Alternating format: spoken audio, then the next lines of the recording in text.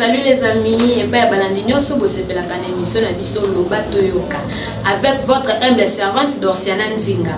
Hier, on lobeli à peuple, fille à Moussé, fille à taille S, y'a forcé, le lot en double avec mon collègue, on a toujours pour na posepeli Sabino, biso on lobeli à peuple. Tu le bien beau sapete na chaîne biso JNZ News TV. Tout ça, justement pour nous couper cette émission et YouTube et yena elengo sakanate. D'abord ça toujours branché pour na bola na kabe émission na biso. Si on a le na boss na mon boss, Jean le capitaine visionnaire, papa. Coup de chapeau mon boss, tu es ici mon boss. Babi qu'on parle de JNZ, on voit la News TV. Obrigado Dorciana Nzinga. Eu sou Romilson Félix, sou apresentador do povo. Estamos mais aqui num dia assim para aquecer, né? Para aumentar mais aquele fôlego para poder pipocar. Se esquecer aí, vou pelo menos relembrar mais uma vez novamente para vocês pelo menos irem dar os dons. Lá no Congo Kinshasa já temos uma fundação João Kinzungila que já está a pipocar, que está a recrutar aqueles miúdos pequenos que não tem pai nem mãe. Vai lá no João Kinzungila. Estamos a precisar daqueles meninos. E você também que tem aquele algo assim para apoia a nossa fundação Serra de Melhor. Luciana, o leque butu no leque nem. Que toco uma casa para ele na oh, epa, na minha parte emo passou muito, mas muito bem. Balobi Sanzambe, o culo, cadê tu? Oui, sans plus tarder, de tout ça, na moment autobimé bino prophète ya makas. Donc lelo ko justement pour nous sepel Sabino, to yambi prophète na biso na tonga lelo, tout ça na ba question autozana ensemble avec notre prophète. Je pense qu'azana c'est de la koloba mingi mbanga passe au donc topé sa prophète ne biso mbote bon mona aza pas loin de nous. Bon dia à notre prophète. Bon dia. Bonne santé papa. Nangola Nzambe père abatela. Eu só quero saber assim a saúde do profeta, como que está a família, entre outras coisas. Estamos indo bem, pela graças a Deus. Deus está operando maravilha todos os santos dias. É o mais importante. Oui, le prophète Toza a justement toluki au pénard. Donc, toluki ne le baba luki prophète parce que tout le monde qui toyoka qui met tu veux te soigner de mais dès que le baba qui Toza n'a pas na biso makas mon réalisateur préféré immortel quand même pas de chapeau. Donc c'est là na te trouver papa. C'est quoi toi qui es aussi catégorique le baba mini. Oui, si. Prophète on a pas de question, donc on a prophète na biso. Avantage. Oui. En fait non tout na boé banda au banda mystère. Vous savez déjà combien d'années dans le mystère Tous en 2022. Donc, en Angola, nous avons totalisé 12e année. Parce que on a bandi en 2010. Donc, 2022, le 26 à 6e mois, on a fêté le 12e anniversaire. Donc, le prophète vous-même. Ok, excusez, prophète, question sur les années. Je pense que tout ça, justement pour la question. Oui, c'est bon. Prophète, donc, papa Mouli, mon aïe, parce que au moins ozaki tantôt moi quelque part ça mon moni comme soudan yé au kimie bablo ma bon hôtel service to yé te ngai naza mwana oyo nazwi première consacration kuna kota penani la Nzambe na mpevalo na wote pa prophète Kizilenzinga mavambo o lelo na benga kaye pine ya train papa n'a pas disons mais j'ai aussi les encadrés oyo bancadranga na musota na eko sala ministère nanga en privé pour enclame eza ministère yanga personnel eza mpe volonté donc nazaki sous encadré na prince yenge oaza sous encadré na ngai après c'est pasteur Samuel oyo aza lelo premier pasteur de l'église spirituelle au niveau de Congo central Mobimba. Ce sont les deux qui ont un rythme de Pentecôte. Ouais, et ça là vraiment bien. Giovanni Mbala, mon caméraman, je pense que vous comprenez. Les aboyés, prophète Andimi Papa Naé. Et ça là bien, moi, na Andima Papa Naé d'ici Kauta. Nous c'est Moui et comme temps. Eh bien, j'ai les pros, tô contigo. Atrás dessas câmeras, você e o Giovanni, é que está nos fazendo para nós assim, tem aquele brilho. Profeta, eu só gostaria de saber, este ano, que iniciamos em 2022. É só ver que é a nossa da ressurreição, o ano da libertação, entre outras coisas. Quais são as revelações que Deus já te enviou para este ano? Muitas revelações. Será que podemos saber pelo menos um ou dois? Primeira revelação e a fortificação do jovem, porque a juventude e o futuro da manhã. Sim, sim, sim. Eu estou a fazer muito esforço de organizar e já começamos também a organizar algumas reuniões com os jovens, seja da minha igreja, seja os jovens das outras igrejas, seja aqueles jovens que alguns pastores, alguns servos negam a se contactar, mas eu contatos, aqueles camaradas que fomos de amba, os assassinos, eu lhe contatos. E estamos a organizar, se Deus vai nos permitir a dar a força, no fim desse mês vamos ter uma reunião sobre a visão do jovem aqui no Mabor, principalmente em Kazenga. Ok, é o mais importante, até que gostei assim da ideia do profeta, né, Luciano? Este ano é uma boa ideia assim. Agora, profeta, vamos chegar a uma conclusão, vamos agora começar a fazer as perguntas e nós cá temos para a profeta. A minha colega Dorcia Nanzinga, ela vai começar. Não tem problema, estou disposto. En fait, c'est ça toujours on a des cas de continuer le baquet pour la question. Un prophète non tout n'a pas. Aux prophètes ou aux la grâce, il y a prophétie. Non, ça n'a besoin de comprendre le mot. Parce que il y a le pasteur, basé sur la prophétie, basé sur la grâce, il y a prophétie. Par contre, on peut béger prophète parce qu'il a prophétisé. Alors, si tout le monde a prophète, il y a aux la grâce, il y a prophétie, ou soit aux a prophète. É ça que é bom. Maman, Oui, papa. nga naza mosakoli ya mboka naza motindami ya mboka nayaka ngola te mpo naya kosala bilanga to koteka na kikolo nayaka ngola mpo naya kosala par mission ya ngola tise biso nga nabotami na prophète nga nabotami mosakoli nakoli mosakoli donc soki otuni bapara nanga baoye biso parmi bana tobimisi na mokili mwana wana akola terrible nga na bandi ministère prophétique na kanisa nazalaki na ba 12 ans mpo nga nazwi baptême na 12 ans na église Tokwista. Papa oyo yanga aza 3e pasteur ya Tokwista na Congo mobimba. Mama oyo aboti nga aza représentante ya bamama nyonso ya Tokwista na niveau national la Congo. Donc aprophétisaka, atretaka, abikisa. Donc musala oyo na bandiango depuis mukie, depuis na ndao. Donc na botama musakole. Pe nyonso nzamba alakisa nga so na lobengo kokisama. Tá bom, profeta. Lá vem mais outra pergunta. Sim. Profeta, só gostaria de saber, quando estás a libertar ou fazer aquela libertação em certas pessoas, vocês veem aquilo como um vídeo, eu não sei, tipo teatro, uma coisa dessas coisas que você não vê na revelação. Queria saber isso. Epa, a visão dos profetas é muito diferente.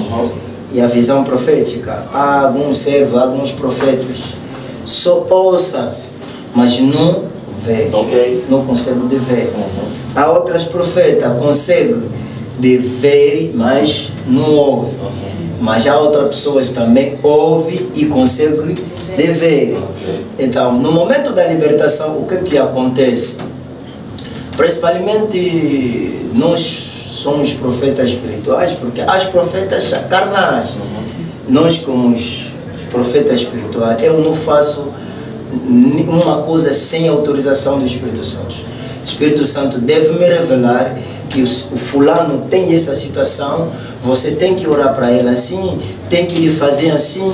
Se a libertação dela precisa do coso, dos elementos sacerdotais, alguma cerimônia, alguns tratamentos espirituais.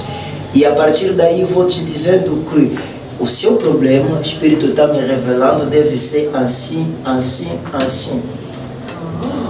Ok, bon, sans plus tarder, aussi n'est pas réalisateur, même si Mortel Kabemba, à l'exception d'un extrait, il y a délivrance, il y a notre prophète comme ça, Tozonga. Check. Ok.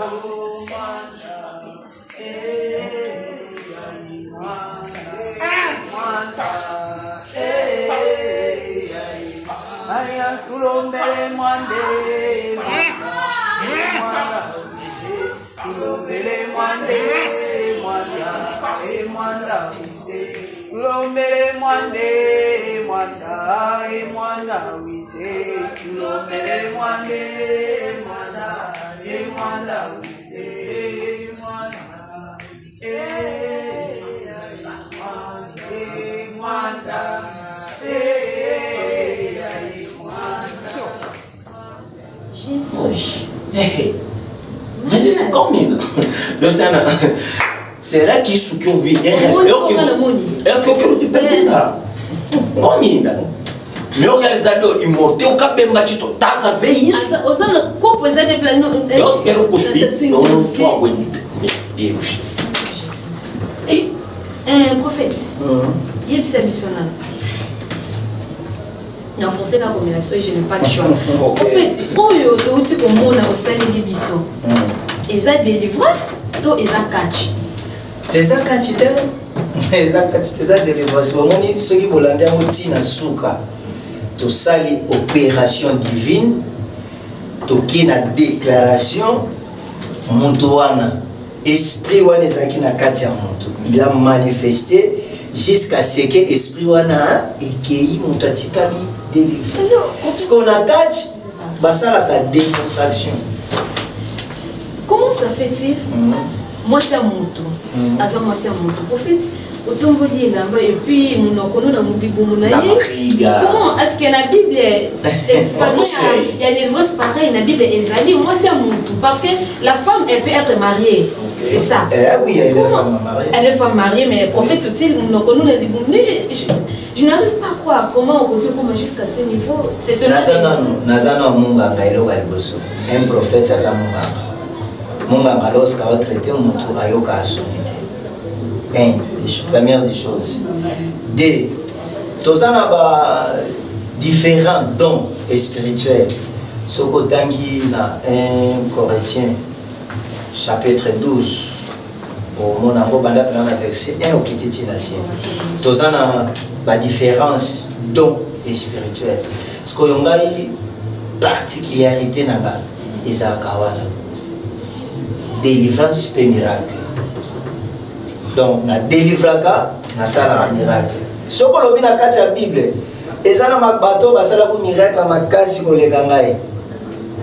Na kati ya Bible, zo baba Moïse a commissaire nzete nyoka. Moïse kana nzete azwa abeta mo pa ma ekomi rouge. Moïse kana nzete abongola nzete koma nyoka etelami lelo to sambela ba nyoka motako, Yesu nyoka motako na ngomba. Lelo soki to toye na église na la télémission nyoka bola lobi nyoka motako atelami ba okima. Vraiment. Juliana Garcia Mimada, je pense que Ozoyo Kayomo na matuna vi que na katsenda kukuno lana. Obina église so misinyo kamota kotokima. Okima bobina na mariage comme ça. Soko to ka moi extrait wana ya mion, moi na ono la mion. Moi na moi wana zali na ba problème ma gota. Mion wana ekanga ezela pour yoka témoignage né après échographie na ye. Pour yoka. Bon prophète, eu só quero saber algo que me subiu, né? Algo que me subiu, me veio em mente. Será que aquele que vem do Espírito não termina só um Espírito? Será que nós devemos ver isso ao olho nu? Sim, é a seguinte. Jesus Cristo disse assim: se você tem a fé, consegue de operar milagre mais que sou eu. Primeira resposta. Ok. Segundo, ele disse: você pode dirigir uma montanha, uma árvore, sai nesse lugar, vai aí e aquilo vai ser feito. Terceira resposta: se você está dizendo que as coisas espirituais não podem sair carnalmente, eu vou te considerar que você não é cristão. Não, profeta, porque eu vejo isso. É isso aí que estou te dizendo. A falsa evangelho que veio primeiro que nós. Ele que nos enganou, nos levou num caminho errado. Deixa-nos distanciar entre nós como os criadores, nós como a criatura, com nossos criadores. Tá bom, profeta. Eu agora quero só saber. Sim. Será que essa menina do vídeo, além daquele vídeo que nós acabamos de ver, o outro vídeo, aquela menina que fizeste sair prego, não sei se na cabeça ou na testa? Aquela menina sofre de dor de cabeça durante quase 4 anos, porque a menina pode ter 12 anos, 13 anos de idade, uma coisa dessa. Mas ela sofreu 4 anos naquela doença de dor de cabeça. Os parentes lhe levou nos hospitais, nas casas dos Quimbanda. Acho que a segunda emissão eu vou vos trazer a testemunha daquelas pessoas. E aquele milagre, são puramente milagre de Deus. Bom, não é o que eu comecei. Tá bom, profeta, vamos devagar. Eu também, se calhar, tenho dor de cabeças que me batem mais. Nunca foram me fazer uma libertação para me fazer sair prego na cabeça. Tipo, já lhe pregaram na cabeça com martelo e tudo. É isso aí que quero te dizer. Quero chegar aí. A outra doença é carnais. Você deve tratar isso carnalmente e aquilo passa na medicina. E há outras doenças espirituais, precisas também da intervenção espiritual. E aquele espírito que vai vir intervenir aquela doença, ou soltar aquele espírito da doença dentro do corpo de um ser humano, deve ser espírito mais maior, mais pesado, mais forte a relação daquilo que está lá. Tá bom, então, profeta. Sim. Se nós voltar ao primeiro vídeo que a minha colega pediu, se nós ver aquele vídeo, não tem nenhuma diferença entre você e o Mexetorra. Sim, porque existe uma diferença muito grande. Não, o Mexetorra na ring, além da maquilha. Sim, onde o profeta... Ozo bimisa maquilha na munoko, e puis ozo boa bom. Dentro do saco e sai com uma carne. Maquilha o benzo na munoko, o bimisi na musuni. Na ebite casa e benezer, na ebite bo comprendre o skanga na oko. Não sei. Nana salaga ndetiyo yawe, nana lobaga ndetiyo yaye, nana salaga ndetiyo yi, nana salaga ndetiyo yi. Yesu moninga malamwe, Yesu mosalibika mwe, papa salabika mwe yosala, Yesu sala. Yesu nde aza mokonzi ya bikama. Biso toza la différence entre ngai na Katiel parce que miracle to démonstration ya Katiel et biki sabate. Biso ceux qui tosali yo délivrance. Ceux qui na simbi au Seigneur à la kisi biko ya nzoto tangu tozo longola. Ozo bika pe ozo témoigner. prophète, pouvez bisonon s'il vous plaît. De Genèse Apocalypse. Mais comment on pouvait plutôt esekanini Yesu Masia a salaka délivrance na molimo et puis abimisi ba biloko moko abo. Si, donc ça parce que na téléphone na na Bible. Bon, c'est. Na Bible lingala ah, na Bible lingala pour ça la bien. Bon, pourquoi c'est là que ça change dans la Bible. Si yo quero ver isso, quero ter c'est quoi Tony mobile ya mbinga. c'est Benezé. Et il pour parce que même Bible, on peut vous faire la différence entre ceux qui me servent et ceux qui ne me servent pas. Mais nous ne voyons aucune différence malgré que le prophète n'a pas ça qui vient vexer mon boy ah wa totan. On voit qu'il y a un Corinthien. Un Corinthien 12 tanga mona. Bandana inkitati na se. Ana tandanga na obashar Bible lingala rapidement. Bozo biloko frata. 1 Corinthiens 12, 1. Bandana inkitati na se. Pour ce qui concerne les dons spirituels. Voilà. Je ne veux pas, frère, que vous soyez dans l'ignorance. Ne sois pas dans l'ignorance. Pour que la vie française bien été, la portugais dans lingala. Mais ce que tu as autant à moi comprendre bientôt que vous savez que lorsque vous étiez païen, vous laissiez entraîner vers les idoles muettes plutôt, selon que vous étiez conduits. C'est pourquoi je vous déclare que nul, s'il parlait par l'Esprit de Dieu, mais dit Jésus est anathème, et que nul ne peut dire Jésus est le Seigneur si ce n'est pas le Saint-Esprit. Si ce n'est par le Saint-Esprit. Il y a diversité de dons, mais le même esprit. Diversité de ministères, mais le même Seigneur. Diversité d'opérations, mais le même Dieu qui opère tout en tout. Or, à chacun, la manifestation de l'esprit est donnée pour. Vou pedir ao meu realizador imortal Kabemba Chitoy, para eles puxarem naquele vídeo de libertação. Eu não chamo isso de libertação, aquilo é demonstração. Sim, é demonstração. Sim, eu chamo de demonstração. Imortal, estou contigo. Ok. Play.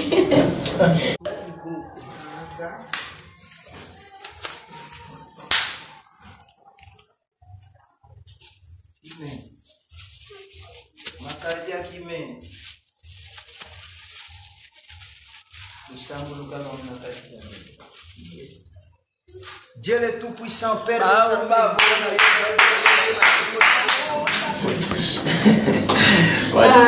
en fait, prophète, bon, malgré qu'il y a un jour news Steve to comme na retard mais na téléphone to seleni to filmer prophète on a comme qui na maboka prophète de mon qui est l'autre côté prophète ezaki maboko bon mais boye biloko ebimi wana prophète yebise s'il te plaît à la sincère parce que tu dis que mon des autres les Hollanda yo parce que jota news TV boss na biso azana azapna na France tu dis que babel banela prophète vous allez moi comment vous allez moi titi aussi moi quelque part pour bablo musu to mo les autres les kerabiso o bébé du jeito que fala ngala vous allez moi moto a simba yo eu quero saber e frata na simba mana na babo na bakisi bino yoga bakisi makasi osana babora osana bakisi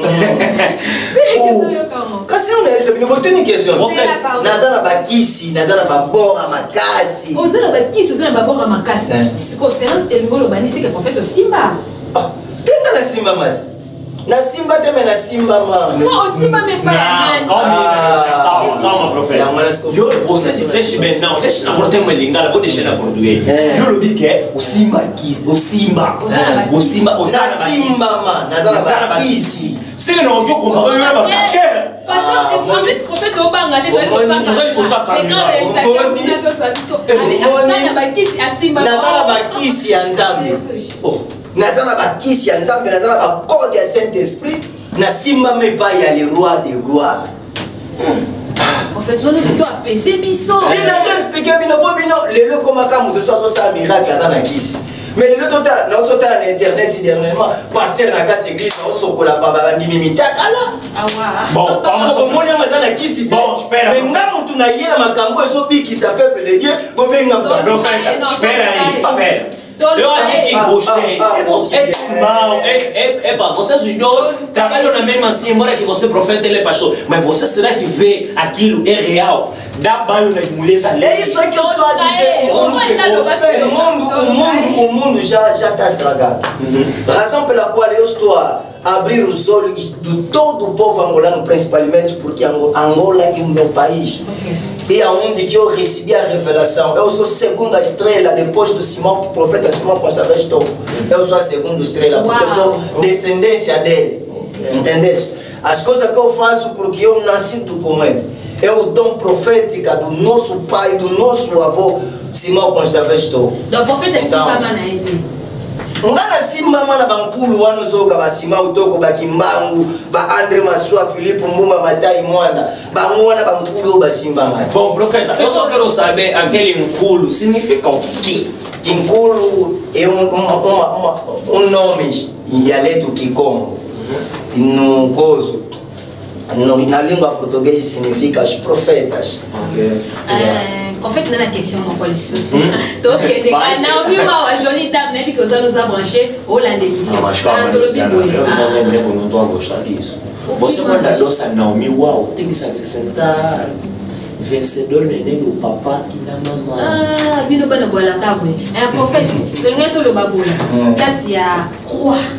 Profeta, tout le monde là ta nzambala mobo ya mais c'est que moi Dorciana Nzinga il on a na ibeza ki Yesu dalo ngana croix. Yesu dalo tuna pote comment profeta là ti c'est quoi la sima Dorciana ne marche pas. Donc c'est là bolo ya problème va passer bele ba inanga. Non, biso eza lobato yo ka profeta yo. So yo solo bela croix ngana latina ba ko ba croix ba ba cha. Bon, je perds donc prophète. C'est là. Biso a to ça la prophète, to ça. Si on a solo belo de on peut tenter la vérité. En fait, eu só quero saber. Você tem cruz nas costas, na tua batina. Não sei se você conhece aquele cacheri Jerba. Também leva cruz. Também tem cruz atrás. Será que não são assim do mesmo mundo, entre outras coisas? Tá bom. Aquele Jerba, ele faz o trabalho para agradecer o Satanás. Eu não faço o trabalho a agradecer o Satanás. Eu luto contra o Satanás. Tá bom, então. Calma, vou te dar a resposta. Sim. O ministério da cruz não implica dizer que aquela pessoa que usa as cruzes são satânicos. Nós usamos cruz, uma símbolo. Aquilo simboliza o gozo, sofrimento do nosso líder, que é o Jesus Cristo, do nosso Salvador. Tá bom, profeta. Luciana, será que você ouviu que o profeta havia acabado de... Eu não saí de lá. Vou voltar mais ligado. O profeta Solobi que o boi que o crier ba problème ba passer ba koina. Ngana na posaba na yeba. Kwa wana na bekisina bango ilakisini. Se qu'on faut que tu na bango, croix nanga, eza na signification. Oui, eza mon prophète. Croix nanga, eza na signification na. Croix nanga la lata. E symboliza kapasi ya Yesu oyo asombela biso pona ekulusu. Esika Yesu alongaki Satan. Siko tozwaka croix wana olakisa Satan ke biso tosombama na croix ya Jésus. Siko yo bango ba croix o bazotia na église na bango, botu na bango soki eza ya nini? Faut bango bafingaka Yesu, bafingaka biso, mais na église na bango batia ba croix. Ça va, eza mon problème. Te biso awa na loba to yo ka des prophètes. Donc ete mukolo pe to yamba bango, to za na ba question monsieur c'est quoi? Si quoi prophète question monsieur Ezabel Dorciana Nzinga. Prophète au monde na délivrance zo sala. Oyemba côté monsieur Minzembo église des réveils, côté monsieur Minzembo ya pe valo. So to yeba sika na yo ke, o se sika na yo te là. Ce qu'on tali logo ya église nanga. Logo ya ministère nanga pour église eza ya Nzambe, logo ya ministère nanga Nzambe apesanga tokoma Assemblée chrétienne pour la libération des âmes au monde. Elingi koloba nini? Lisanga ya ba Kristo pona kokangola bato oyo bakangama na mokili mobimba. Donc kaka moto za lisanga esika nyonso bakumbamelaka Nzambe. Ngano na uti na tokwista na ye na mpevalongo na longo na sangisi mpevalongo na tokwista mayele na badon ba secret prophétique ba secret divine on a zui na deux églises wana yango eboti acclam eza Pentecôte charismatique Pour so yende ngomona ki to priaka normal le la bata Pentecôte. Mais so to comme na temps il y a délivrance, to comme na temps il y a Saint-Esprit pour ressentir que non. Et ça église spirituelle, ça la force mususu. Bon. Maman était querida, maman du coração, mirei lo cantia, será que estás ouvindo que o profeta está falando? Não é eu. Ok. Je pense que tu comme la mission na souka parce que boyo qui pena yema comme lobeli yanza melinga uti lo ba prophète. Alors prophète to comme le super na souka to chité parce que ba tu balandi be mission ba moni. Prophète potali si to zano na kisité na yiki ba nyos batali bo comprendre que prophète a simba ne loté. Alors prophète to yemi ke ndengo le bo simba te tom c'est ko convaincre mitema ya bato. Bon ça na besoin ba luka prophète. Prophète sunga biso kana numéro na yo au lobby kuna ko bato bo za na besoin na ba pays étranger ba luka pour yemi ke prophète même par téléphone. Bo za na moyen ça la paix de France c'est ça. Na lobby boy. Peuple de Dieu nyonso. Congo, Angola, Brazza, Europe, Amérique océanique. Numéro prophète Yves Ezalaka 949 81 92 94 00244 949 81 92 94. Et ça peut numéro WhatsApp. Yom tozo mitumisa mana mama kambi tout ezole kelo mabota misala kobala au voyage oh yolota kabandoto mabe mari de nuit femme de nuit soko zana ngola futa tike ya kana longola ngona seconde on esa particularité na lobi to kota jeunité oh to kota na jeune na une semaine ponza basala c'est au côté jeunité ya makamni Yesu sa jeune ko na ngai yo kota jeunité bon prier ça c'est le lobby jeunité yo za mwana papa na yo sombelo bilamba ya bona lefa la bisonza problème de na deuxième édition to ko ma photo ezali kama jeunité ezali kama lelo le yesu akutana nga bâtiment ça ke kota jeunité tá bom. Vai ouvir segunda edição e Luba Toyo. Vamos fazer sempre com o profeta Yves. Para vocês verem, né? Essa première édition. Vous allez décider tout le bien, vous allez décider, mais justement vous allez toujours brancher, vous abonner massivement à la chaîne JNZ News TV bisika makambo et puis YouTube et Lengi. Donc ça na deuxième. Esa première édition et vous Lengi au première édition. La deuxième édition to na question c'est le bossé ça la comment to côté génété. Comment la gêna trop, si les lona prophète fatal sera comment la voiture génétique. Oui, tu as une émission à Souka. Alors, prophète, tu éviter parce que au voiture, ça a 3 personnes, 4 personnes, et on peut seulement monter sur Bazali.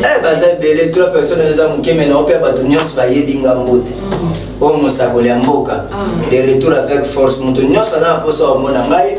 Nazana moment où le siège est à Moko. Centre prophétique, Tozana Mabo, justement, Masolo na face à barre chez les tontons soko bengi na komano bengi na numéro wana en tout cas pas problème nyo sezo tungisa yo yeba ke solution ya tiko tak onzambe na ngazanzamba ba tiko tak ya lelo teo ya kana lobby to sala subu no ya lelo ya tiko tak donc ya mwana onzambe apambola bino nyonso bayobo ceux qui n'ont lié les dons ont mis l'ensemble au sel et l'angala nzela na bino ndenge passer la bino na nzela na donc ça ka flèche aller accompagner la flèche retour nzambe apambola bino nyonso surtout na obosa na te papa kana maman na ngam na pesa papa vada pasteur vada dit tout à la Pedro na maman fundu sur le sevakwa na rieti de descendant de prophète Simon Toko na lela bino fort grâce na bino nde naza oyo naza lelo. Sans oublier équipe nyonso ya JN News na lela bino fort deuxième édition boza misala ya makasi boza ba témoignage ya makasi bon mona ndenge muto Tiber ba mema ko mema hôpital baki kende bozela kufa mais na minute aza en vie azotambola azongela kolia makambo en vie ya tiko taki ya mukolo moko. Ok, obrigado. Hoje estivemos com o profeta Yves. Haverá segunda edição. Esse é só começo, se já está assim. E segunda edição vai estar como? E mostra o cabelo. Gêmeo. Estamos aqui. Não, le capé tem apenas na dédicace na ngai. Premièrement, mon boss, João, capitão, le visionnaire. Trop de respect. Na pessoa bambote na boss ante boss Tony. Babi mobile michi, mobile amika. Le pessoa bambote belé. Na boss ante jolie dame. babi derrière un grand homme existe une grande dame, Naomi Wawa Chitaya, avec notre bébé Oyo Lingami. C'est drôle. Ma petite sœur chérie, Aïe de Velina, Julia Mimada, Chara de Moador Kangango, la personne sans oublier un autre mano, Kalom selon mon cœur, Bambo te belé, eu também, Romilson Félix, né? Tenho que agradecer primeiramente a Deus, porque nos concedeu dia de hoje. Eu sei que vai pipocar em qualquer local. Jonathan Mbala e Geli Pro atrás das câmeras, obrigado.